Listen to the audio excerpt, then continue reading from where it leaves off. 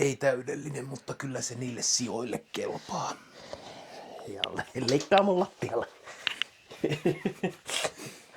Alright, ollaanko me nyt valmiita? Voi ibis. Höpönassu. No niin. Semmonen, mikä se on se feikki kissa jumpscare. Alright. Nahkaklabia. Läps. Kun kasa kanan sydämiä. Siis kissan ihan herkkuja. Se olisi kakkoskauden ensimmäinen jakso. Kyllä. Ja mä en ole ihan varma, mutta me varmaan katsottiin elokuvaa äsken. Me katsottiin elokuvaa. Ei hyvää elokuvaa, mutta... Definitely one of the movies of Kyllä. all time. Joo. Eli tällä kertaa elokuvana oli Jack's Wife, eli Hungry Wives, eli lopulliselta nimeltään Season of the Witch. Ja tähän väliin laitetaan traileri jostain versiosta. Koska kuka tietää. Hungry wives My evening is free. on a diet of men. Yeah, you're not bad in the sack, Mrs. Robinson. Not bad yourself. Everything women could want out of marriage, except the one thing they crave most. Joan, available. Shirley, dissolving her problems in drink. Marion, dabbling in witchcraft. They are all hungry wives with an appetite for diversion. Gambling with life and death.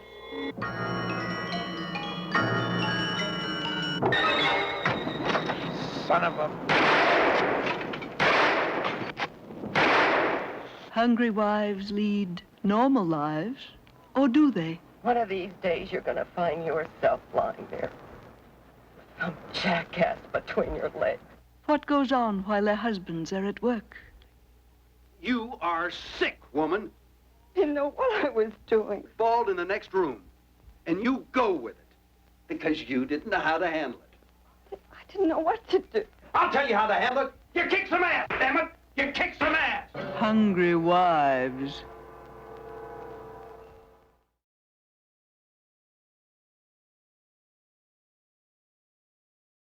Ja sellainen oli traileri. Ja aloitetaan siitä, että esittäydytään. Eli kun me nyt ollaan kakkoskauden ekassa jaksossa, niin esittäydytään ihan uusina ihmisinä. Koska me ollaan koettu tässä kuukauden parin aikana metamorfooseja ja ties mitä. Kyllä, semmoinen kuoriutuminen tapahtunut. Uudistuneet ja uudesti syntyneet. Ja... Joo. Eli minä olen tosissaan Ville. Tervetuloa tänne, Ville. Minä olen Heinrich. Tervetuloa katsomaan elokuvia. Kinematografia Satanikaen, jossa me katsotaan outoja leffoja, jotka kiinnostaa meitä ja josta meillä on jotain sanottavaa. Joo, meillä on joku viitekehyskin, mutta me sen verran kuitenkin poiketaan siitä usein, että me ei ehkä mainitaan, mikä se on. Jätetään arvoitukseksi. Kyllä. Mutta mielenkiintoisia vähän outoja. Outoja leffoja, josta me halutaan puhua. Ja nyt tällä kakkoskaudella me päätettiin, että me tehdään asioita vähän eri lailla. Ja me aloitetaan sillä tavalla, että me käsittelemme trilogian elokuvia. Tai siis tämä ei ole elokuvatrilogia, vaan tämä on 3 elokuvan sarja. Ja jippona on se, että jokaisen elokuvan nimi on Season of the Witch. Eli pääsiäinen lähestyy. Kyllä. Noidat tulee, mikä se on, miltä? Kyöpelivuorelta. Blåkullasta. Laskeutuu Kyöpelivuorelta alas keskuutemme ja on noitien aika. Joten sattumalta keksittiin 3 leffaa, jotka on saman nimisiä. Eli meidän ensimmäinen sykli on Noidan sykli. Noidan sykli, kyllä. Noidan polkupyörä. Ja eka leffa, mikä valittiin, niin on vanhin. Eli me mennään kronologisessa järjestyksessä nämä. Tämä on George A. Romeron vuonna 1972, mutta vasta 1973 julkaistu elokuva, joka siis kuvattiin nimellä Jack's Wife. Ja sitten se päästettiin ulos nimellä Hungry Wives. Ja koska se floppasi, niin sitten kun Romero sai enemmän menestystä, niin se leikattiin uudestaan ja julkaistiin nimellä Season of the Witch, joka siis saa nimensä Donovanin klassisesta biisistä Season of the Witch, joka on siis yksi maailman parhaista biiseistä. Pidän siitä älyttömästi. Kyllä. Noniin. Ja yleisö villiintyy. Tää on siis yksi mun kaikkien aikojen lempibiiseistä, siis ihan heittämällä. Siis tää on vitun kova biisi. On. Ootko kuullut ikinä sitä Lana Del Reyn coveria Joo. pari vuoden takaisin? Yllättävän onnistunut. Kyllä. Äärimmäisen kevyt pop-biisi, jossa on jotain pahaenteista. Semmoinen eteerinen suitsukkeen tuoksu. Ja sitä on vaikea niin kuin määrittää, että mikä siitä tekee pahaenteisen, mutta jotenkin se kuljento ainakin mulle toimii näin. Josta on myös kohtalaisen onnistunut cover-versio Lana Del Reyllä. Kyllä. Sävellettiin taas sitä Scary Stories to Tell in the Dark-leffaa varten, missä se soi introssa. Se oli sitä varten? Joo. Ha. Mun käsittääkseni siinä se soi ensimmäisen kerran, että se oli ainakin se debyytti. Mutta siis, George A. Romeron elokuva, kolmas elokuva, kolmas narratiivinen elokuva. Eli Romeron esikoisteos on siis kuuluisa Night of the Living Dead, mustavalkoinen zombie-elokuva, joka loi modernin zombie-määritelmän käytännössä koko genren. Ja sen jälkeen tuli elokuva nimeltä There's Always Vanilla, joka on yksi niistä ainoista, jota en ole koskaan nähnyt. Ja sitten tuli Season of the Witch, jota en ollut myöskään koskaan ennen tätä nähnyt. Ja nyt toivon, että en olisi nähnyt. Joo, ei tarvitse toistamiseen nähdä. Tämä on ilmeisesti julkaistu suomeksi aikoinaan myös, sillä tällä löytyy IMDb:stä nimi Noita. Ei pidä sekoittaa suomalaiseen elokuvaan Noita palaa elämään, joka on huomattavasti tätä parempi elokuva. Ei myöskään siihen pikseligrafiikka indie-peliin nimeltä Noita. Noita, joo. Eikä myöskään Noidat elokuvaan Witches of Eastwick. Mutta ihan kyllä Noita olisi jotenkin klise. Ihan kuin olisi. Onhan Noita. Ja siis 72 tehty. Elokuvan budjetti oli alun perin $250,000, joka on jopa siihen aikaan ollut aika helvetin vähän. Ja budjetille vastineena oli vaatimus yksityiseltä tuottajataholta, että laitatte sitten leffaan 2 hardcore-pornokohtausta, koska samoihin aikoihin oli porno lyönyt mainstreamissa läpi. Ja Deep Throat oli tullut teattereihin tässä just vähän ennen. Ja ajateltiin, että no vittu, mennään samalla. Että nyt laitetaan kuule römpsää framille ja rahaa tiskiin. Kyllä. Ja Romero sanoi, että no en vitussakaan, että minä en ole porno-ohjaaja, en kuvaa pornografisia kohtauksia. Ja leffan budjetti pudotettiin $90,000. Ja se näkyy. Se näkyy.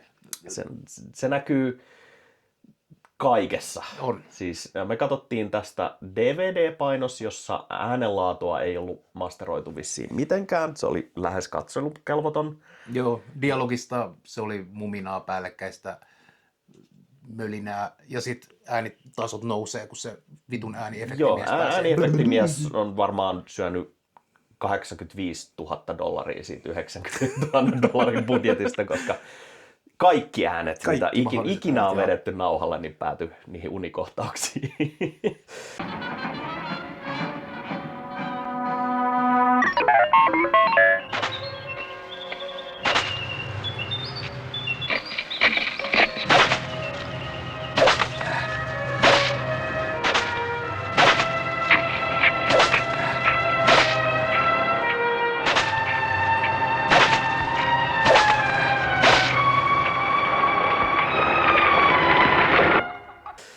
Mutta pääosissa on, tai oikeastaan pääosassa on Jan White-niminen näyttelijä, joka on tämän lisäksi tehnyt, oli vissiin 4 tai 5 leffaa. Ja sitten oli pienemmissä rooleissa oli Ray Lane, joka näyttelee tätä fuckboy Gregia, Anne Muffley, joka on tämmöinen vanhempi naishahmo, hysteerinen. Ja sitten oli Joedda, joka on hieno nimi, Joedda McClane, joka näyttelee tämän Johnin tytärtä Nickiä. En edes muista, katoinko sen aviomiehen näyttelijän nimeä, mutta se oli varmaan joku McFuckface. Kyllä, se joka näytti Trumpilta, about yhtä rakastetta. Tuo on kyllä niin vitun vaimohakkaajan näköinen äijä. Näyttää vähän Trumpilta. Joo, tommonen niinku liian hyvän elämän ja viinan pöhöttämä Joo. mulkkunaama. Ja siis, jos tuossa pohdittiinkin, että jos tämän leffan tarinan nopeasti summaa ja referoi, niin tämän saa kuulostaa tosi hyvältä. Ja tämä on myös leikattu todella onnistuneesti pariksi erilaiseksi traileriksi, jos yhden perusteella, en nyt osaa vielä sanoa, että kumman mä laitan tuohon alkuun, mutta toisen trailerin perusteella voisit kuvitella, että tämä on hyvinkin Dawn of the Dead, Night of the Living Dead, eläviä kuolleita ja kauhua. Ja toisen perusteella tämä on pehmopornoa. Ja tämä kumpaakaan Ei niistä kumpaakaan. oikeasti. Ois edes toista. Olisi edes toista. Laskettiin nopeasti niin 2 nänniä ja 2 pyllyä näkyy leffan aikana. Ja kummassakaan kohtauksessa ei ole minkäänlaista erottista latausta. Hello? Greg? Don't you know who it is? Aren't you expecting a call from somebody? The old lady?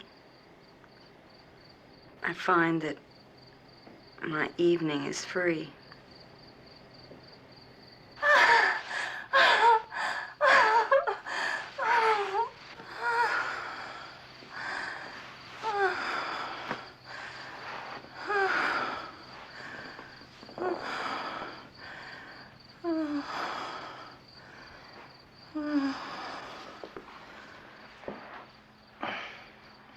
Mutta siis elokuva summautuna. Tämmönen tradwife, jolla on täysin välinpitämätön mies. Kuolee tylsyyteen, lääkitsee itseään vetämällä viskiä, röökiä, bedrotting meininki. Kuuntelee tytärtänsä panemassa ja masturboi. Joo, kokee valtavaa syyllisyyttä seksuaalisuudestaan. Sitten se päättää lähteä leikkimään okkultismilla ja päätyy ampumaan miehensä. Joo, ja siis wow, siisti, vapautuu. Kyllä, jes, hyvä. Mutta sitten todellisuudessa tämä ekat 60 minuuttia on kohtauksia, jossa päähenkilö tylsistyy katsoessaan muita ihmisiä. Joo. Ja katsoja kokee hyvin samaistuvia fiiliksiä, koska... Kollaasioriili siitä, miltä musta tuntuu kokouksissa, kun mä vaan dissosioin sillä. Tai missä tahansa ihmisten keskuudessa keskimäärin. Mutta niinku 60 minuuttia käytetään siihen, että niinku käytännössä pohjustetaan sitä tylsyyttä, niin se ei välttämättä ole se paras mahdollinen ratkaisu. Ei, no tulee selväksi, että tämä on tylsää, kyllä, joo. Meni melkein tunti, että tässä leffassa alkoi tapahtua mitään mielenkiintoista. Ja ainoat oikeastaan kohtaukset, jotka sitä jaksottaa siinä alkupuoliskolla, on ne univisiot. Se näkee jatkuvaa fantasiaa tai painajaista tämmöisestä hahmosta, joka murtautuu sen kotiin ja mahdollisesti joko yrittää tappaa tai raiskata sen.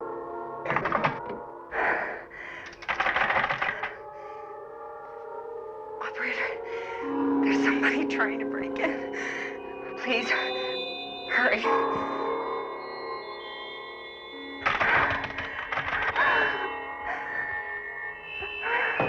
Ja se on selvästi, niin kuin, no ei, siis mikään tässä ei ole mitenkään verhottu. Kaikki on niin vitun ilmiselvää koko ajan. Se niin kuin, metaforia, joita alleviivataan ja selitetään auki jatkuvasti. Jep. Siinä missä Romeron myöhemmät leffat on, niin pidetään usein yhteiskuntakriittisinä ja se on joskus liimattu jälkikäteen niiden päälle.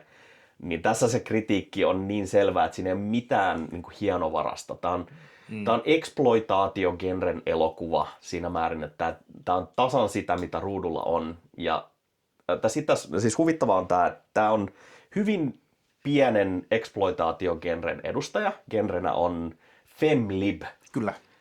Kauhu. Tavallaan kauhu.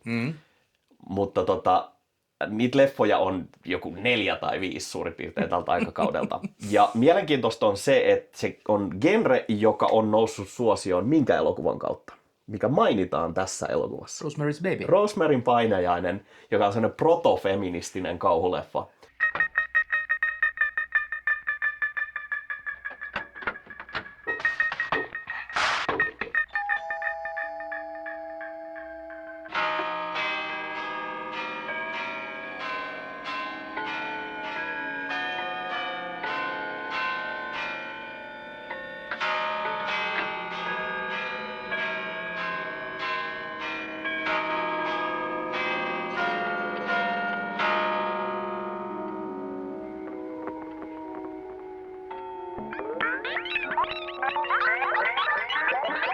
I'll be gone about a week. Mutta niin, siis näitä niinku Femlib-leffoja tehtiin hetken aikaa ja sit naiset niinku vähän niinku vapautui. Et naisasialiike nousi semmoisella vauhdilla 60-luvun lopussa, 70-luvun loppuun mennessä oikeudet oli isolta osin ne, mitä haluttiin, niin oli saavutettu jo. Niin se tavallaan se genrekin katosi ennen kuin sillä oli niin kuin mitään voimaa. No, voidaan puhua siitä, että onko ikinä saavutettu tasa-arvoisia oikeuksia vai ei. Mutta tämmöinen, niin kuin, mikähän se termi englanniksi, flash in a pan tyyppinen. Että hetken leimahdus ja sitten se on poissa. Sitten tuli jo blaxploitaatio ja aito sexploitaatio ja niin kuin kaikki muu. Tosin sexploitaatiokin taitaa olla jo kuolinkorinoissaan, koska se ihan oikea hardcore-porno on jo tullut mainstreamiin. Mutta siis koitettiin saavuttaa naisasialiikkeen kannattajia. Mutta tämä ei ole hyvä. No siis Romero halusi tehdä alun perin, sillä oli joku toinen projekti vireillä. Ja se teki taustatutkimusta sitä varten ja päätyi tutkimaan noituutta. Ja sitten se luki modernista feministiliikkeestä. Kyllä. Ja päätti jossain vaiheessa, että hei, näiden yhdistelmästä saisi mahdollisesti mielenkiintoisen tarinan aikaiseksi. Ja se on totta. Se on siitä totta, niin kuin ja hyvin saakin. Hyvällä budjetilla ja asiansa osaavalla ryhmällä niin varmasti saisi, ja on saatukin monia hyviä elokuvia. Ihan esimerkiksi meidän varhaisissa jaksoissa katseltu Witch on hyvin pitkälti sitä samaa linjaa, olkoonkin, että se on huomattavasti enemmän siellä fantastisissa sfääreissä ehkä.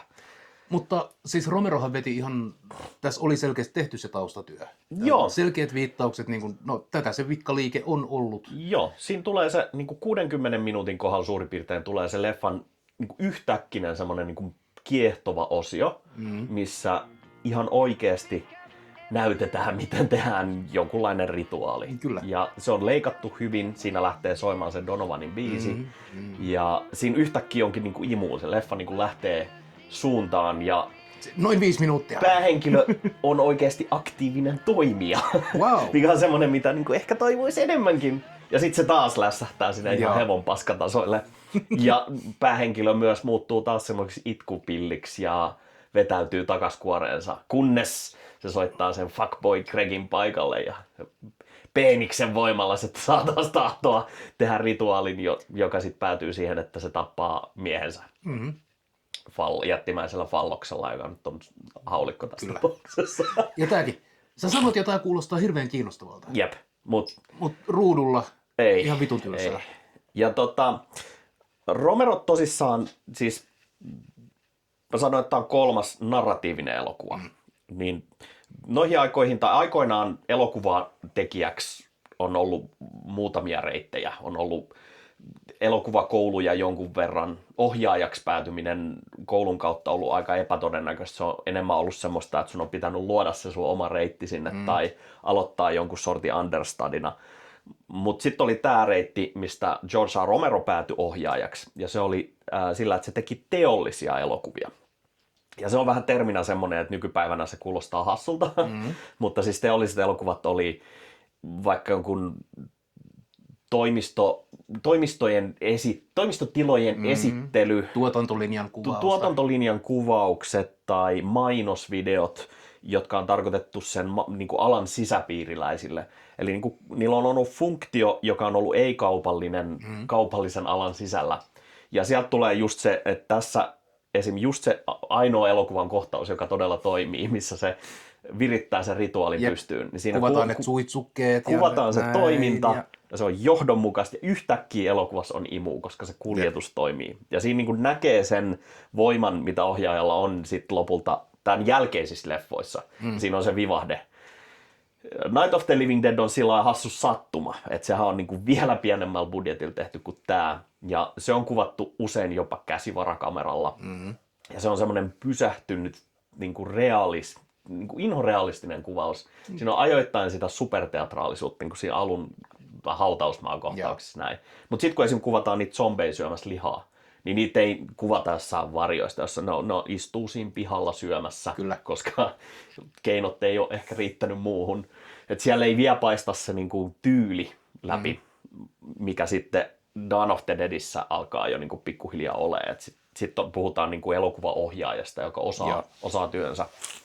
Mutta ei vielä tämän kautta. Joo, ei. Ja Romero on semmoinen, mitenhän sen kauniisti sanoisi, Don Quixote-hahmo. Joo, epäonnisen. Joo, että se aina halusi enemmän kuin mihin koskaan sai valtuudet tai resurssit. Et yksikään sen leffoista ei ikinä saanut sellaista budjettia tai sellaisia resursseja, mitä se olisi tarvinnut toteuttaakseen ne niin hyvin kuin olisi ehkä ollut mahdollista. Osa niistä elokuvista hyötyi siitä. Dawn of the Dead ja varsinkin Day of the Dead on hyviä esimerkkejä siitä, että budjetin rajat tuli vastaan tai niillä oli tietty, niin kuin Dawn of the Deadin kohdalla oli mahis kuvata siellä kauppakeskuksessa, Jep. joka siis olisi muuten syönyt koko budjetin. Niin se rajoitti, mutta se pakotti sen siihen niin kehyksen sisään ja silloin se kekseliäisyys tulee esiin. Ja Day of the Deadin piti alun perin olla paljon massiivisempi, mutta koska budjetti oli vähän, niin se rajoitettiin sinne bunkkerin sisään melkein kokonaan ne tapahtumat. Ja Day of the Dead on mun suosikki tästä trilogiasta. Se on dikkaan usein sitä pidetään parhaana. Mun mielestä Dawn of the Dead on ihan heittämällä paras, mutta siitä missään nimessä Romeron oma katti ei ole se paras, vaan Dario Argenton leikkaus, missä on Goblinin soundtrack, on ihan siis merkittävästi parempi. Ja ei vähiten siksi, että se Goblinin soundtrack on ihan tajuttoman kova. Niin. Day of the Deadissä on elokuvahistorian hienoimmat zombit. Siis ihan hands down. Siis niin upeat zombiefektejä ei ole missään toisessa genren leffassa niin kuin ikinä ennen ei jälkeen. Mutta okei, no siellä on Greg Nicotero efektilegenda niin näyttelemässä siinä leffassa. Mutta Romero kuoli ennen kuin sai tehdä ikinä mitään silleen kuin se halusi. Ja se oli aina semmoinen pikkasen sulkamaassa oleva mies sen takia, että siellä oli huomattavia menestyksiä, ja sitten kun joku leffa menestyi, niin sekin kustii jotenkin. Joo, sitten rahaa ei kuitenkaan tullut. Niin, että Night of the Living Deadin kohdalla nimi vaihdettiin vähän ennen ensi-iltaa, ja uuteen nimikorttiin unohdettiin lyödä trademark-merkki, jolloin leffa siirtyi suoraan yleisen käyttöluvan alle, että kuka tahansa saa käyttää sitä, mutta tekijät ei saanut mitään rojalteja ikinä. Dawn of the Deadillä kävi vähän samalla tavoin, että koska ne oikeudet oli ne oli Euroopassa Jenkeissä ihan solmussa, niin sillä ei kans tehty ikinä mitään rahaa. Että nämä niinku suuret menestyksetkin niin tavallaan. Niin. Ja se ei koskaan ollut katkera asiasta, mutta useammankin kerran esitti turhautumisensa haastatteluissa. Ja tästä hauskana yksityiskohtana voin mainita, että olen itse saanut kunnia haastatella Romeroa. Vuonna 2004 hänellä oli työn alla tällainen projekti kuin Diamond Dead, siinä oli Romero ohjaamassa ja sitten siinä oli Richard Hartley ja Richard O'Brien, eli hemmot tuosta Rocky Horror Picture Shown takaa. Aha. Niin niiden oli tarkoitus tehdä elokuva, joka kertoo tämmöisestä zombie-rockbändistä. Ja se oli projektina aivan käsittämättömän upea siinä, että se oli open source-elokuva, niin että sen kaikki käsikirjoitusdraftit esimerkiksi oli aina sitä mukaan, kun niitä kirjoitettiin uudestaan, niin ne oli aina siellä nettisivuilla saatavilla sellaisenaan. Ne on täysin niin kuin avoimesti saatavilla. Kaikki tuotantodokumentit, kaikki kokoukset, kaikki vietiin sinne nettisivuille. Ja sitten sitä kautta oli mahis just medialla esimerkiksi ottaa yhteyttä tekijöihin ja haastatella. Ja sitä kautta mä päädyin 2004, olisiko ollut marraskuussa, niin haastattelemaan muinaisella videolinkillä Romeroa, joka oli silloin Euroopassa ilmeisesti keräämässä rahoituskierroksella tai niin kuin houkuttelemassa rahoittajia projektin pariin. Ja itse olen siinä vaiheessa ollut jo aikamoinen fani ja se oli jotenkin upea. Sanotaan usein, että älä koskaan tapaa sankareitasi, mutta siinä vaiheessa kun videolinkki Romeron hotellihuoneeseen aukesi, niin hän ei tiennyt itse, että kamera on vielä päällä, vaan hän kääri jointtia ympäripäissään hotellihuoneen lattialla. Ja sytytteli sen, poltteli sen siinä rauhassa ja sitten alkoi painella nappeja saadakseen videolinkin päälle, tajutakseen, että ai kato, tässähän sitä ollaankin livenä. Ja oli hilpeässä humalan ja pilven täyttävässä tilassa ja meitä oli 3 tai 4 muuta mediaedustajaa, niin hyvin lempeästi vastaili kysymyksiin osalle.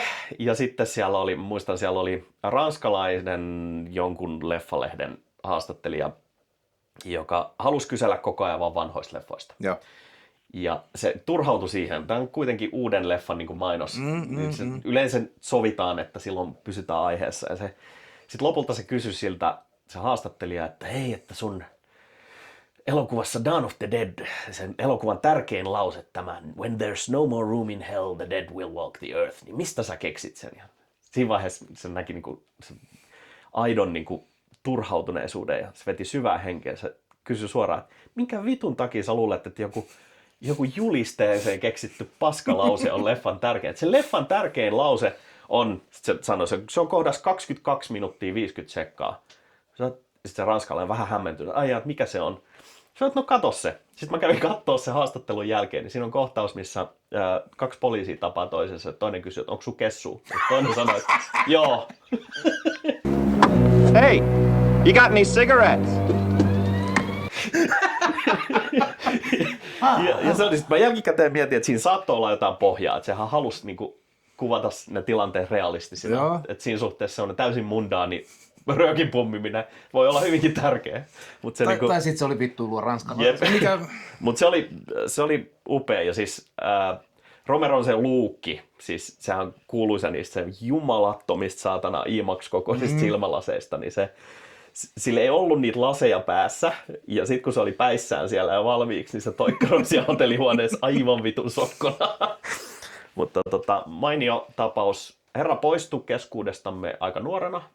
Se oli 2017, tosissaan kuoli, 77-vuotias taisi olla. Niin mä mietin, että ei se nyt mikään nuori kaveri. Ei nuori, mutta siis oli monta elokuvaprojektia vireillä ja silloin oli se oli just saanut tämän uuden zombitrilogian päätökseen, mistä Land of the Dead. Land of the Dead ja Diary of the Dead on vielä niinku semmoisia, että niissä on joitain hyviäkin aspekteja. Itse asiassa Land of the Deadistä mä pidän paljonkin, eikä vähiten siksi, että Dennis Hopper on loistava. No se on loistava, joo. What's in the bags? Money. Whose money? Watch out, get down, quick! Mutta Land of the Deadissä just Dennis Hopper on loistava, John Leguizamo on loistava, siinä on myös hyviä zombeja, mutta siinä on niinku hölmöily. Siinä on se yhteiskunnallinen kritiikki. Hyvin hieno tornissa asuvat rikkaat ja ne köyhät duunarit täällä pohjalla. Siinä ei niinku mitään. Välissä armeija, joka pitää valtaa yllä. Mutta sitten Diary of the Dead, no se on found footage-leffa, johon on leikattu musiikki mukaan, mikä jengi tökkii. Mutta siinäkin on vielä niinku joitain. Mä pidin siitä, että siinä Romero taas kokeili uutta ja testaillaan vähän ja mikä olisi tämmöinen tulokulma. Mutta ootko sen viimeisen nähnyt, Survival of the Dead? Siis se on tää Tale of Two Cities käytännössä. Noniin. Siis siinä on 2 perhettä, jotka asuu tämmöisellä saarella ja ne on ollut 100 vuodet riidoissa keskenään. Ja sitten siinä on zombit mukana. Ja se on niinku kans semmonen taas siis se on tosi paska leffa. Siis niinku ihan siis niinku hämmentävä huono. Ei edes hyviä zombeja. Siinä vaiheessa ne on kaikki efektitkin on jo niinku pääosin CGI-paskaa. Mutta jostain syystä siitäkin jotkut pitävät, mutta se on se pakko vetää se raja siihen. Fuck no. Mutta oli saanut sen trilogian valmiiksi ja siellä oli uusi zombileffa tulossa. Ja se olisi ilmeisesti ollut nyt joku, mihin se olisi oikeasti saanut budjetin. Ja sit se tietysti vittu kuoli. Oi. Mutta koskaan ei mennyt hyvin. Mutta kyseessä oli niinku aito true blue collar niinku ohjaaja. Niinku duunaritaustainen, jonka ura oli pelkkää vitun tappelua. Ja siis mä ajattelin, että se on Stephen Kingin parhaita kavereita. Se teki niinku monta projektia sen kanssa. Niinku maailman kaikkien aikojen nimekkäin kauhukirjailija. Tai kirjailija yleensäkään. Ja silti ei niinku koskaan saanut sitä arvostusta, mitä se olisi niin kuin ansainnut saada. Joten se on niin kuin surullinen keissi. Ja sitten on niin kuin kaiken maailman Roman Polanskeja, Niin. jotka tekemisistään huolimatta niin saa rahaa vähän pieraseen johonkin apurahasuuntaan. Oi voi.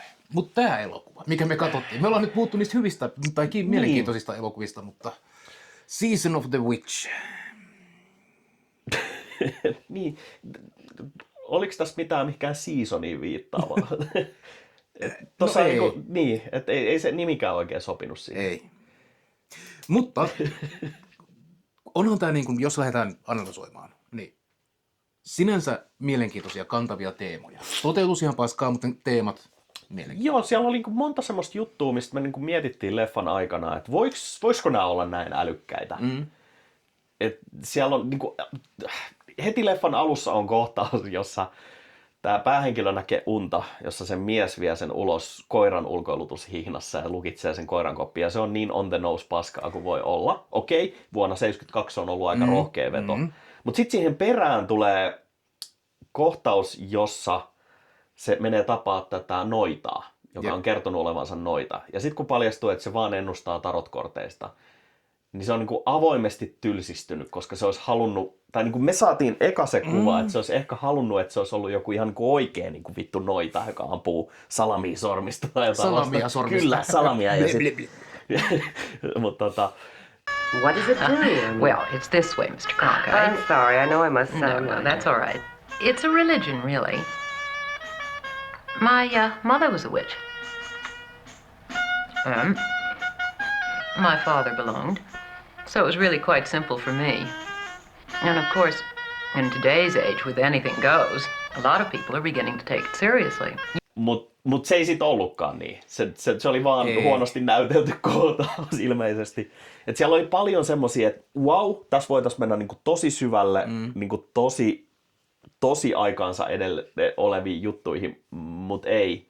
Ja sitten siinä on ongelmana se, että me nähtiin tästä se kaikkein lyhyin leikkaus, että se alkuperäinen leikkaus on melkein tunnin pidempi. Joo. Niin siinä ilmeisesti ehkä ei leikata näin awkwardisti vaan kohtauksesta toiseen, mutta siellä voi olla myös, että niitä joko väännetään vielä enemmän rautalangasta tai että sieltä puuttuu kontekstia, mitä nyt ei tullut. Leikkauksethan oli tosi niin kuin hämmentäviä. Se elokuvan kuljetus oli todella vaikea seurata, että missä vaiheessa nyt tapahtuu oikeasti, mikä on unta. Joo, no se totta kai oli tarkoituksellista, että et tiedä milloin hypätään uneen, mutta kun tässä ei niinku tiennyt, että milloin vittu se painainen loppuu, kun sä toivot, että se leffa loppuu, kun se oli se vittu painajainen jo itsessään. Ei kun niin se on vittu taas unta. Mä jo katsoin juonikuvausta, että olisiko jotain selkoa. Joo, niin siis no se kokee olonsa vieraaksi omassa kodissaan. Kyllä. Mut joo, siis ne leikkaukset usein niinku tyyli heti replan jälkeen yhtäkkiä täysin toinen tilanne. Ei siirtymää, se niinku kuljetus ei vittu funkannut niinku mihinkään suuntaan. Ja sitten oli vaikea ihan ymmärtää, että keitä nämä ihmiset on toisilleen. Silloin tämä fuckboy-poikaystävä. Oliko se sen tyttären se poikaystävä? Siinä niinku kaksi kaverusta käy tapaamassa noitaa ja sitten sen jälkeen tämä päähenkilö istuu viettämässä iltaa tyttärensä opettajan kanssa puhumassa seksistä ja kannabiksesta. Joo, ja jostain syystä siellä on ehkä kaveri tai naapuri, joka on kännissä. Joo, joka on kännissä. Ja se ei, niinku, sitä ei pohjusteta, ei perustella, ja se on niinku tosi vaikea sit saada kiinni, että mihin se niinku johtaa, tai niinku mikä, joka niinku joskus on hyvä asia, jos sä et tiedä mitä, mutta kun sä et vittu tajua, mitä siinä ruudulla tapahtuu, niin se on iso ongelma. Koittaa ottaa vihjeitä päänäyttelijän reaktioista, ja sitten se on vaan tylsää. Joo, ja se on niinku pyörittelee silmiä ja vetää röökiä. Jep. Karseessa vitun meikissä vielä kaiken lisäksi. Ei ole ihan ok ehkä morkata toisen ulkomuotoa, mutta vittu kuka ikinä on päättänyt vetää ne siniset luomivärit siihen jollain meikkihaulikolla, niin, pitäisi vaan ampua. Mutta sekin oli, loppupeleissä se oli sit juoni-elementti, koska siinä lopussa, kun se sit voimaantui, niin sittenhän se meikkas. Muutti meikkityyliä vähän. Mikä ei ehkä ole sit taas ihan hyvin ikääntynyt sanoa. Joo.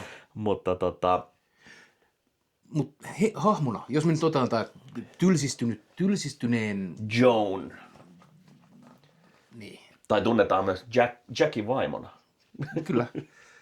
Sinänsä niin kuin huvittavaa, että leffa, joka kertoo naisen vapautumisesta, on nimeltään vaan Jackin vaimo, joka voi olla niin kuin ironisin niin kuin heitto ikinä. Mä luulen, että se on semmoinen hienovarainen on Jep, the nose. tai sitten se on vaan silleen, että no eihän vittu kukaan mene kattoo leffaa, jos siinä on naisen nimi. Eihän nainen voi ilman miestä olla mitään. No, jos me eletään 70-luvulla ja sä oot jumissa siinä tradwifeudessa, sulla ei ole varsinaisesti mahdollisuuksia. Niin. Ei ole pankkitiliä, ei ole... No tässä itse asiassa pankkitilit oli jo. Oli. No, koska se käytti sitä omalla nimellään olevaa Mastercardia. Katoitko muuten, mikä nimi siinä En oli? itse asiassa muuten kattonut. Pitää ehkä katsoa tarkemmin. Eikö ollut? Ei ollut. Siinä oli sen miehen nimi. Ei. Ei. Siinä oli George A. Romero. Oli vai? Oli. Ykä. Mut joo, siis nykysilmin on vaikea kuvitella sitä tilannetta, että 70-, 60-, 80-luvullakin vielä, niin nainen ei välttämättä voinut saada omaa pankkitiliä tai pankkikorttia ilman miehen paikallaoloa. Tai ollenkaan. Ei mahiksia töihin tai opiskeluun Niin, siis tai minkäänlaiseen itsensä ilmaisuun. Työlupa piti erikseen tietyissä maissa siis saada mieheltä. Niin. ja sitten oli vaan firmoja, joissa ei siis palkattu naisia, koska vittu miksi palkattaisiin? Niin se on ikääntynyt siinä suhteessa, tämä leffa ei pohjusta sitä maailmaa, koska tämä on ollut silloin ajan kuvaus. Et meiltä meni varmaan jonkun verran sitä kontekstia ja juonta ohi just sen takia, että me ei olla ton aikakauden elättejä. Niin voi olla, että sen silmin olisi ehkä ymmärtänyt jotain enemmän siitä yhteiskunnasta. Mutta se ei ole niin kuin, elokuvan pitäisi kestää myös aikaa, että jos se haluaa pohjustaa jonkun aikakauden, niin se ehkä pitäisi myös pohjustaa siinä ruudulla. Joo, sinänsähän niin kuin aikakausi eroavaisuudet tuli esille siinä, miten kasuaalisti esimerkiksi vaimoaan pystyttiin vaan hakkaamaan. Joo, siis... I didn't know what to do. Your own goddamn daughter bawled in the next room, and you go with it because you didn't know how to handle it. What the hell is that? You are sick, woman. What the hell is it? You know how to handle it? I'll tell you how to handle it. You kick some ass, damn it! You kick some ass! Joo, mä näytän, miten nämä asiat ratkaistaan. Ja siis se on niin kuin selvästi, Romerolla oli ongelma sen suhteen, että se halusi sitä alleviivata, miten tavallista on vaan vetästä vaimoa turpaan. Niin. Et siinä tämä niinku kasuaalisti tämä Johnny kaveri vaan mainitsee, että voisit sä tulla, mä oon kännis menossa kotiin, niin voisit sä tulla mukaan, koska muuten mies hakkaa mut vaan. Ja se on vaan niinku casual conversation. No, okay. No joo, no kai mä sit tuun vittu taas. Fine. Ja sitten seuraava kohtaus, niin tämän Johnin vaimo, ei mies hakkaa sen, koska sen tytär on karannut kotoa. Niin se väkivallan normaalius. Joo, banaalius. Tää vaan on, näin vaan asiat on. Jep, ja mitään muuta ei tarvi. Mutta karua aikaa valitettavan karussa leffassa huonosti kuvattuna. Kyllä.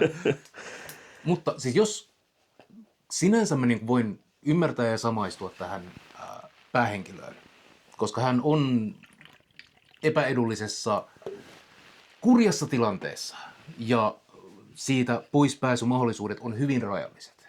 Ja totta kai silloin käännytään noituuteen. Ja 60-70-luvulla feministiliikke ja Wicca kulki hyvin käsikädessä. Ja sen mä ymmärrän. Se on niin kuin, vaikka nyt full disclosure, magia ei ole todellista. Mitä? Joo. Vaikka sä minkälaisia rituaaleja teet, niin ei se taikuus ei silti niin kuin muutu todeksi. Oot sä ikinä treenannut tarot-luentaa? Ei se onko siinä olemassa joku skeema vai onko se ihan vaan on siinä teatteri? olemassa. Siis mä tiedän, että korteilla on merkitykset tietyissä niin konteksteissa ja näin. On. Missä kohtaa ne vedetään, miten päin ne tulee. Okei, että se on jokaisella niin kortilla on se oma niin kuin viestinsä. Ja se kaikki on hölynpölyä. No totta kai, mutta siis... Puhtaasti niin kuin enimmäkseen cold readingia ja luovaa tarinankerrontaa. Mutta se, mitä se antaa ihmiselle, ja on voinut antaa näille ihmisille, on jo ihan se, että sulla on jonkinlainen kontrollin tunne. Beings of fire This charge I cast. In thy burning presence, no phantoms may last. Niin, siis rituaalien tämmöisten taikahomeleiden suorittaminen, niin se on psykologinen niin temppu. No se voi se olla. on niin placebo-efektiä jossain määrin. Kyllä. Plus se, mitä sä niin kuin reaalisti saat, on se muiden naisten yhteisö. Ja vertaistuki tuollaisessa tilanteessa äärimmäisen tärkeää, ettei sä jää sinne yksin, syrjäydy ja dekahda. Sanoit naisten välinen yhteisö. Onko noituus sun mielestä niin kuin yksiselitteisesti naisten? Ei missään nimessä. Ei. Se on hyvin yleisinhimillinen. Toki meillä on lähihistorian takia painottunut just kristillinen niin kuin raamatun noitahan on varmaan nainen pääosin. Ja ei välttämättä ole. Okei, no kun mä mietin, koska siihen on vaan niin kuin erillinen syy sortaa sitä toista osapuolta. Ja siis jos me tullaan niin kuin... Velhonnaisen älä salli elää. Niin, kyllä. On se tarkka sitaatti. On. Mutta siinä se on nimenomaan naisen. Joo. Thou shalt not niin. let jotain. Mutta noituus ei, siis vikkalaisuushan on aika vikkalaisuus on pitkälti feminiinipainotteista, sitten on tavallaan sille vastavoimana tullut moderni druidiliike, joka on sitten niinku enemmän maskuliinisuutta ja enemmän sarvipäähineitä ja muita fallossymboleita. Mutta historiallisesti ei kaikki on kaikkina aikoina harjoittaneet noituutta. Suomessa nimenomaan meidän shamanististen juurten takia sitten taas on miespainotteista ollut noituus tai tietäjyys tai miten se nyt halutaan määrittää. Mutta noituus, kun me puhutaan tällaisesta niin kuin esoteerisista vaikutuspyrkimyksistä, niin se on universaalia. Kaikki on sitä kaikkina aikoina harjoittaneet. Mikä on noita? Noita on tämmöinen esoteerinen spesialisti, jolla on kykyjä ja mahdollisuuksia vaikuttaa salattujen syy-seuraussuhteiden kautta maailmaan. Esimerkiksi tekemällä rituaaleja. Esimerkiksi kommunikoimalla tuonpuoleisten interpersonallisten hahmojen kanssa. Tässä leffassa painotetaan parissakin eri kohtauksissa sitä, että kun se liittyy niihin noitiin, niin sen pitää absoluuttisesti uskoa niihin, että se toimii. No se kummasti auttaa. No mitäs sinä harjoitat rituaalien tekemistä ja tämmöistä toimintaa, ja jos niin kuin ulkomuodon perusteella katsoo, niin joku ulkopuolinen voisi hyvinkin kysyä sinulta kysymyksen, oletko sinä noita? Ja varmasti on muuten kysynytkin. On. Ja tähän on vaikea niin kuin rehellisesti vastata. Etkö näe, minulla on parta, minä olen vittu velho perkele. Hihat heilu. Sinänsähän niin kuin, mut niin. Mä en usko, että taikuutta on olemassa. Tai että mä voisin... Ja jos uskoisit, niin luuletko, että istuisin tässä vieressä? Et, koska mä olisin noitunut. Mutta psykodraaman keinona erilaiset perinnerituaalit tai rituaalit, mitä pystyy itse tekemään. Nyt totta kai vittu mä niitä harjoitan. Ne on hauskoja. Ne on mulle semmoinen ominainen tapa päästä vähän irrottamaan. Joku tykkää tanssia. Niin. Laulaa. Kyllä. Joku tykkää tanssia ja laulaa nuotiovalossa. Jep. Niin, sitähän se on. Ja siis Bakkanaalia-festivaalia. Se on psykodraamaa, sitä on hauska harjoittaa.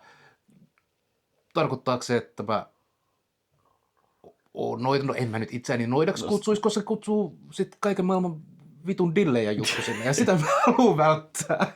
Sä et itselläsi ole noita, mutta sanotaan, että jos vaikka Jos joku on taikauskoinen ja uskoo, että noita keinot on todellisia, no sitten hän ehkä uskoo, että minä noita keinoillani pystyn maailmaan vaikuttamaan, mikä on vitun tyhmä ajatus, mutta ihmiset on välillä vähän vitun tyhmiä. Mutta voidaanko me tehdä semmoinen päätelmä, että noita on ulkopuolelta tuleva määritelmä silloin? Joo, kyllä. Vikkalaisethan kutsuu itseään itse noidiksi. Joo. Ja se on niitä niinku noita ilmiöistä varmaan ehkä poikkeaa muistaa, että muuthan varmaan jotkut sanotaan esoteerikot pyrkii kutsumaan itsensä alkemisteiksi tai jotain vastaavaa pseudotieteellistä hölynpölyä, joka nyt loppupeleissä on vaan sitä noituutta. On. Sinänsähän tässä on käynyt sama ilmiö, niin kuin, noita, satanisti ja kvääri. Joo. Asiat, jotka on olleet, varhaisimmat satanistit oli vääränlaisia kristittyjä, jotka palvo Jehovaa väärin, ja silloinhan ne palvo saatanaa oikeasti. Kunnes sitten jengi alkoi ottaa hyvää, vittu, minä sitten olen satanisti. Vikkaliikkeessä tämä noituus. Tarpeeksi sanoa, niin alkaa ole. No niin, Niin. ja kvääri. Sehän on ollut slurri, ja sitten se on omittu. Niin se on taking it back. Kyllä. Joo, okei. Mut niin. Kuka on noita ja kuka ei? Kuka ampuu haulikolla miehensä Niin, no, ikkunasta? siitä mä pidin. Et se on siis, leffa tosissaan huipentuu siihen, että se päähenkilö soittaa fuckboylleen, panee sen ensin uneen, sitten tekee rituaalin, joka päätyy siihen, että se fuckboy raiskaa sen, ehkä. Vaikea sanoa, kyllä vaikutti ihan... Ja sitten se odottaa rappusissa haulikon kanssa, että mies tulee kotiin ja ampuu sen ikkunan läpi. Kyllä. Good night now.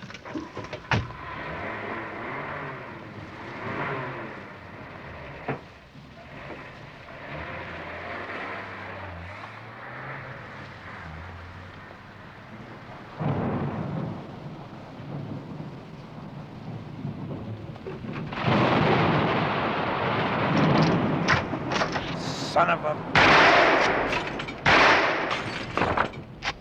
Niin kuin ainoa gore-kohtaus koko leffassa, äärimmäisen giallopunainen veri pulppuaa kaulasta ja sitten poliisi lausunto vaan toteaa, että no vittu, mies tuli päivää liian aikaisin töistä kotiin ja vaimo oli paniikissa ja ovi oli lukossa, niin ei sille mitään, se oli vahinko.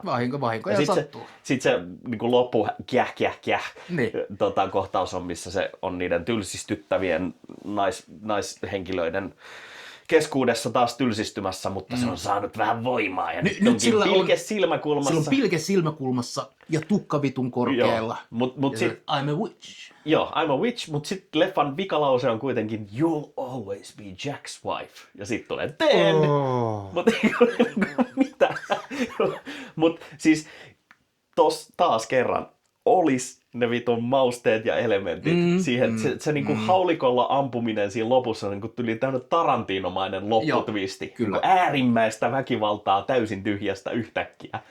Mut hyvin Once Upon a Time in Hollywood-meininki. Mut kun sekin vittu tehdään väärin. Siitä puuttuu imu ja siitä puuttuu niinku lopullisuus, niinku kaikki.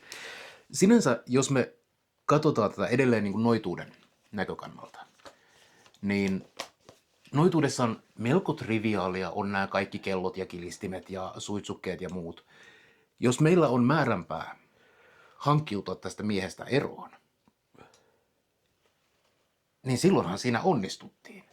Ja no, parasta noituutta on se konkreettinen noituus. Niin, ja siis siinä suhteessahan se tekee rituaalin, jotta pääsisi eroon miehestään, jonka se sitten itse ampuu haulikolla. No näin se yleensä menee. Eli se psyykkaa itsensä siihen, että se voi tehdä se operaatio. Kyllä.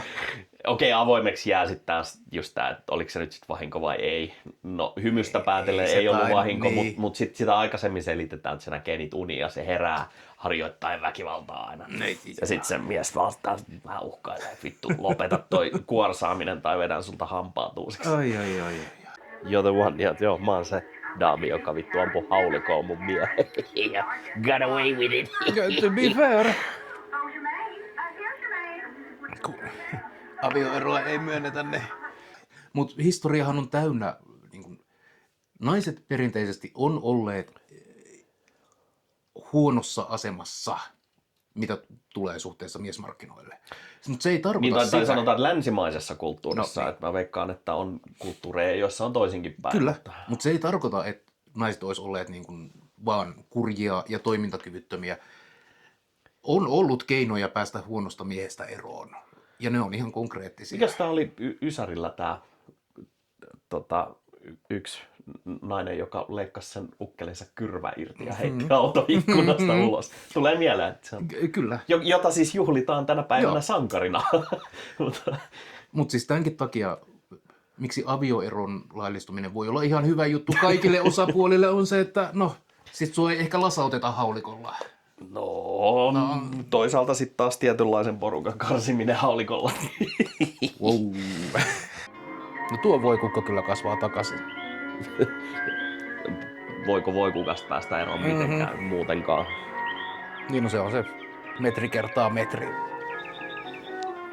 Ja sittenkin, jos sinne jää pieni Niin. osa.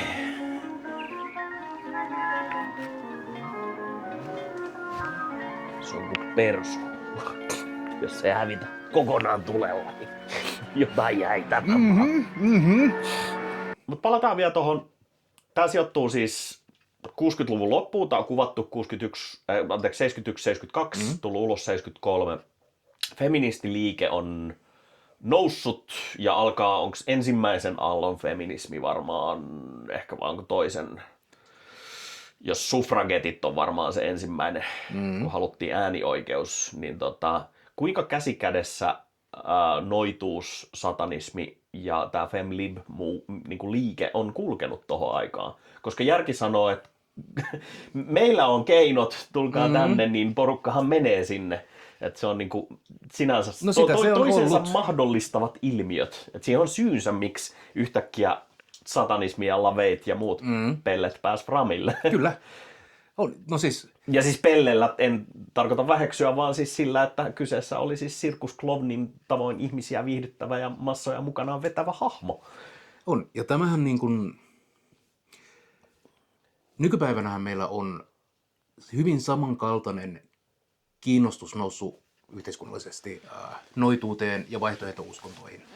Pakanaskene kukoistaa ja voi hyvin. Ja mikä on ollut merkittävä tekijä siinä, että pakanaskene ja noituus sun muut nousi uudestaan, niin sehän menee toisinpäin. Silloinhan leffat 2000-luvun alussa, 90-luvun lopussa Noita piiri, hyvä esimerkki, joka siis popularisoi sitä uudestaan. Kyllä. Et siinä on täys ympyrä, että siinä missä elokuvat alkoi ottaa todellisuudesta malliin, niin sitten mentiinkin niin, että elokuvat alkoi vaikuttaa. Ja se on myös se niin kuin visuaalinen kuvastohan muuttui silloin. Että se Noita-piirin jälkeinen vikkaskene on aika erinäköinen kuin vikkaskene, mikä oli tässä leffassa. Joo, kyllä. Vähän vähemmän kajalia esimerkiksi. Mikä mun mielestä menetys pitäisi olla kunnon sellaista. No, mutta se onkin se nykyinen. Mutta ne on. Joo, no siis kun eletään yhteiskunnallisesti epävarmoja aikoja, niin me aletaan etsiä, tavoittelee oljenkorsia, mitä tahansa mikä voisi toimia. Ja mä uskon, että noituudessa ja tällaisessa okkultismipelleilyssä on se oma vetovoimansa, koska se antaa just paitsi näitä toivoa ja placeboa, mutta se antaa myös sitä niin kuin samaistumista muihin ihmisiin. Kun sut työnnetään ulkopuolelle, niin sä haluat johonkin sisäpuolelle. Kyllä. Ja silloin se kupla, mikä sut ottaa sisään, niin yleensä toimii. Niin. Ääri-ilmiöt valitettavasti syntyy myös näistä. Että sitten voidaan puhua niistä oikeista noidat on aika harmiton ilmiö. Että jos joku keräilee kedonkukkia ja tekee juhannustaikoja, niin se ei ehkä. More power to you. Jep, että siinä ei ainakaan olla jossain koulussa ammuskelemassa tai jotain muuta vastaavaa. Niin.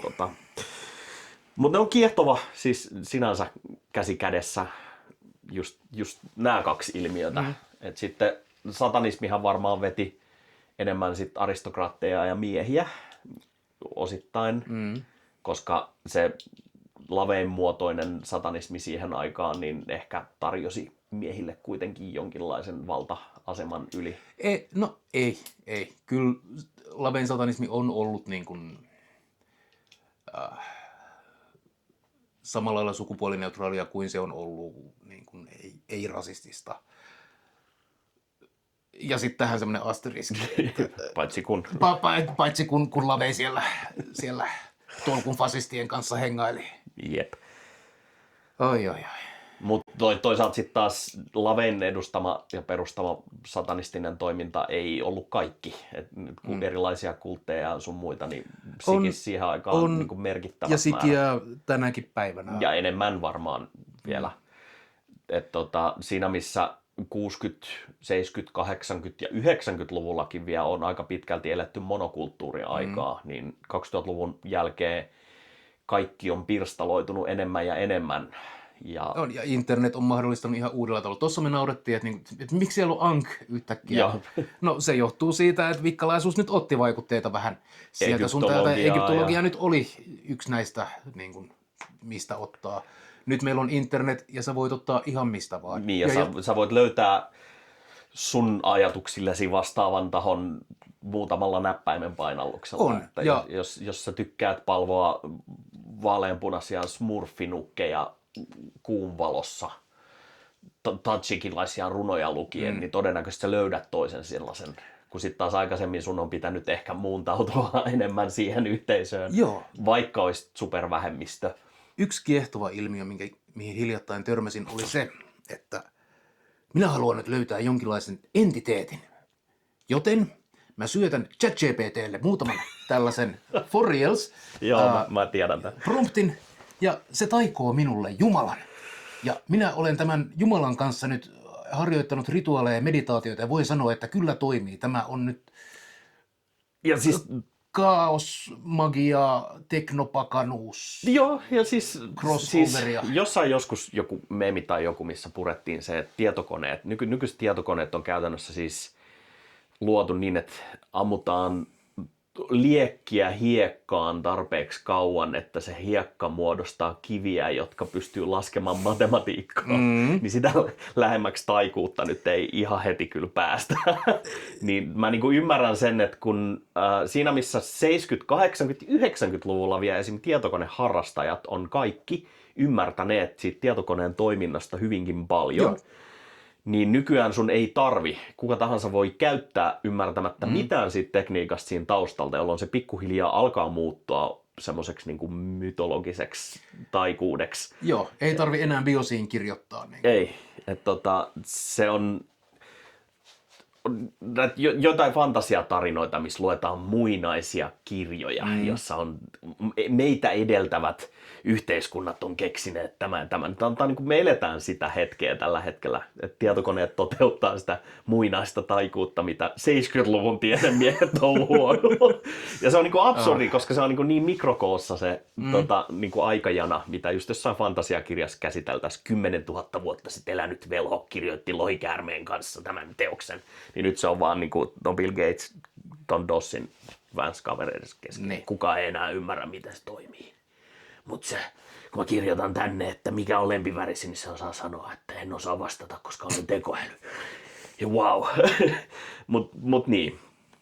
Mistä me päästiin tähän tangenttiin? Taikuutta ja noituutta. Taikuutta, noituutta. Mistä me otetaan onko kaikki väärin ymmärretty taikuutta? Tai voiko taikuus olla vaan asioita, joita ymmärretään tai ei ymmärretä oikein? No, vähän tylsä heitto, mutta niin. Miten se on vanha sitaatti? Tarpeeksi kehittynyttä teknologiaa, kun esittelet tarpeeksi kehittymättömälle tarpeeksi väestölle. kehittynyt teknologia on erottamatonta taikuudesta. Jep. Mutta semmonen. Tämä oli tämän Noita-trilogian ensimmäinen leffa. Seuraava leffa on toivottavasti parempi. On merkittävästi parempi. Eli siinä mennään Halloween 3. Halloween 3, Season of the Witch. Ja siinä käsitellään druiditaikuutta. Ja siinä on itse asiassa edellisistä elokuvista tuttu Tom Atkins muistaakseni näyttelemässä, jos nyt ihan väärin muista. Siinä on joko se tai sitten eräs toinen näyttelijä, jonka aina sekoitan hänet. Mutta siis kova pätkä, Halloween-sarjan monen mielestä jopa paras elokuva. Mutta sitä käsitellään silloin. Oliko meillä jonkinlaista puhetta voittajista? Joo, ja tosissaan, siis viime jaksossa, kun päätettiin ensimmäinen kausi, niin me julistettiin pientä kilpailua, ja silloin luvattiin, että jos saadaan tarpeeksi kommentteja ja hyviä ehdotuksia, niin palkitaan teistä joku jollakin tavalla. Ja mehän saatiin siis ihan enemmän kommentteja kuin koskaan aikaisemmin, joka oli siis aikaisemmin 2 kommenttia. Nyt tuli 16 muistaakseni, joka oli oikeasti ja siellä oli tosi paljon hyviä ehdotuksia. Mutta sieltä tuli monia leffoja, jotka menee katselulistalle jossain vaiheessa suoraan. Ja arvostan myös sitä, että monet uskalsi kyseenalaistaa meidän elokuvamaun. Ja väitettiin jopa täysin rienaavasti, että Manaaja 2 on paras Manaaja elokuva 1 jälkeen. mikä on hyvä, koska ei meidän paskaa tarvitse niellä sellaisenaan myöskään. On lupa kyseenalaistaa. Kyllä, ja siis kyseenalaistamisesta sikiää keskustelua, se on aina hyväksi. Ja siellä itse asiassa sama taho, joka kyseenalaisti meidän leffamaun, niin ehdotti noita aiheisia elokuvia, josta me päädyttiin tähän tämänhetkiseen kaavaan. Et vaikka nyt ei niistä elokuvista vielä suoraan mikään valikoitunut, niin se aihepiiri tai tämä idea näistä kokonaisuuksista sikisi sieltä. Eli Hiljaisuuden ääni-niminen käyttäjä, niin onneksi olkoon valitsimme sinut voittajaksi. Olen sinun yhteydessä todennäköisesti tuolta Discordin puolelta helpoiten tavoittaa, niin palataan palkinnon osalta sitä kautta. Mutta mitä, tämä jakso tulee linjoille varmaan tässä nyt, edittiville leikkaa sitä paraikaa, niin on varmaan helmikuun loppupuoli, kun tämä jakso on ulkona, niin nähdään pian sen jälkeen Halloween 3 muodossa. Ei muuta kuin palailemisiin. Adieu, monsieur. Ammutaan haulikolla ikkunan läpi, jos tuutte lähelle. Hei hei! Hei!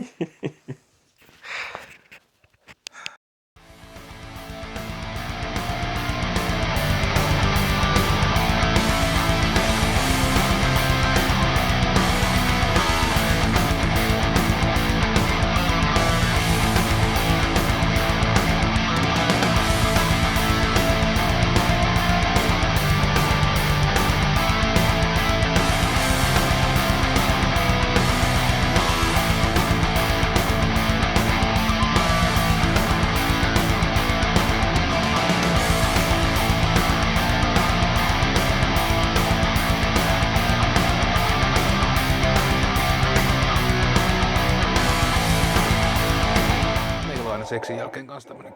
Kiitoksia kaikille, jotka tulivat tänään paikalle. Kiitos teille, jotka teitte tämän mahdollisesti. Kiitos kotijoukkueelle tuestanne. Ei ole tää klassinen käännä kylkeä pieräsen. Ei. En pieni kiitos.